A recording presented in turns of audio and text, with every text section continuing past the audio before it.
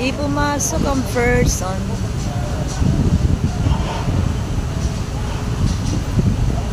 Tamaan ako ng ubo. Sobrang katay ng lalamunan ko. Kaya absent today.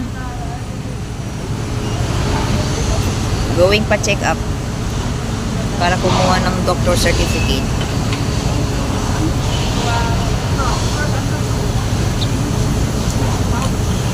Pagpasa ng doctor certificate, makukuha yung insurance.